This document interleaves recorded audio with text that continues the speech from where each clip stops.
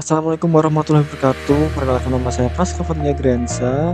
Di sini saya akan mempresentasikan tugas agenda 1 yang berjudul Analisis Isu Efektivitas Kinerja Individu pada Laboratorium Kesehatan Ahli Pertama. Tugas pokok Laboratorium Kesehatan yaitu melaksanakan tugas pelayanan laboratorium kesehatan meliputi bidang hematologi, kimia klinik, mikrobiologi, imunoserologi, toksikologi, kimia lingkungan, patologi anatomi yang termasuk histopatologi, sitopatologi, histokimia, imunopatologi, patologi molekuler, biologi, dan fisika. Dari Permen RB nomor per/08/M/PAN/3/2006 tahun 2006 tentang jabatan fungsional pada laboratorium kesehatan dan angka kreditnya. Uraian tugasnya: 1. Menyusun rencana kegiatan. 2. Mempersiapkan pasien secara khusus untuk pengujian yang meliputi melakukan pengambilan sampel, melakukan labeling, melakukan pengumpulan spesimen, mengawetkan spesimen, melakukan fiksasi, melakukan penyimpanan spesimen, pengelolaan spesimen. Yang ketiga, menetapkan spesimen atau sampel rujukan. 4. Menerima spesimen atau sampel dan diidentifikasi. 5. Memeriksa persiapan peralatan dan reagen untuk pemeriksaan spesimen atau sampel secara khusus, yang meliputi memilih atau menentukan alat yang akan digunakan, menguji kelayakan alat, memilih bahan atau reagensia yang akan digunakan, membuat bahan atau reagensia dengan berbagai konsentrasi sesuai kebutuhan, memelihara fungsi peralatan laboratorium, melakukan pemantapan mutu internal dan eksternal laboratorium. Yang keenam, menilai hasil pembuatan sediaan. Yang ketujuh, mensahkan laporan hasil pemeriksaan umum. Selanjutnya didapatkan 5 isu berdasarkan tupoksi. Yang pertama, belum optimalnya kepatuhan 5 momen cuci tangan bagi petugas laboratorium. Yang kedua, kurangnya standarisasi tata kelola pelabeling reagen. Yang ketiga, kurangnya edukasi kepada pasien terkait pengambilan spesimen berat dan minor. Yang keempat, belum optimalnya pelaksanaan internal quality control.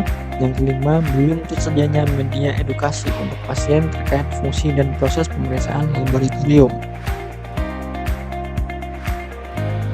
Selanjutnya dianalisis dengan APKR, yaitu sebuah alat analisis untuk mengidentifikasi dan membebaskan isu atau masalah. Didapatkanlah 3 isu teratas. Yang pertama, belum optimalnya pelaksanaan internal quality control. Yang kedua, belum optimalnya kepatuhan 5 momen cuci tangan bagi petugas laboratorium. Dan yang ketiga, kurangnya edukasi kepada pasien terkait pengambilan spesimen berat yang benar. Selanjutnya, 3 isu tersebut dianalisis menggunakan metode USG untuk memprioritaskan masalah dengan menilai tingkat kepentingan, keseriusan, dan perkembangan masalah. Dan didapatkanlah isu yang paling penting atau nomor penting 1, yaitu belum optimalnya pelaksanaan internal quality control. Selanjutnya, dari isu yang pertama tadi kita analisis dengan menggunakan diagram fishbone. Didapatkanlah when petugas belum memahami cara menganalisis hasil QC dan tidak melakukan pengulangan saat hasil berada di luar batas.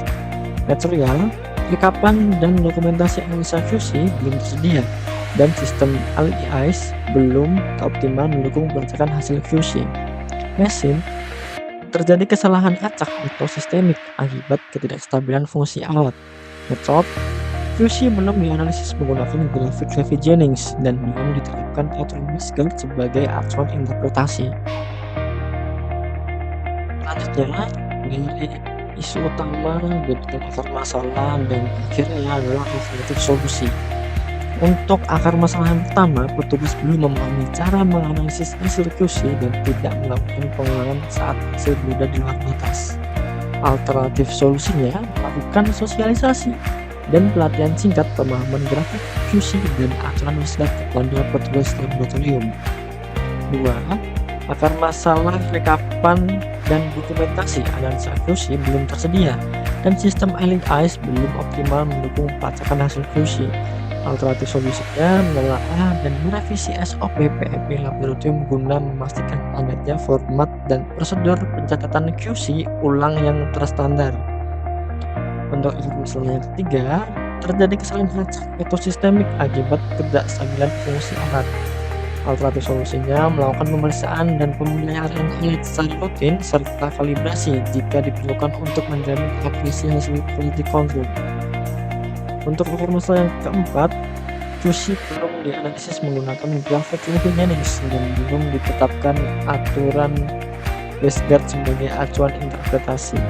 Alternatif solusinya melakukan analisis hasil QC dengan kurva Levy-Jennings dan evaluasi menggunakan aturan WestGuard. Sekian presentasi dari saya, kurang lebihnya mohon maaf. Wassalamualaikum warahmatullahi wabarakatuh.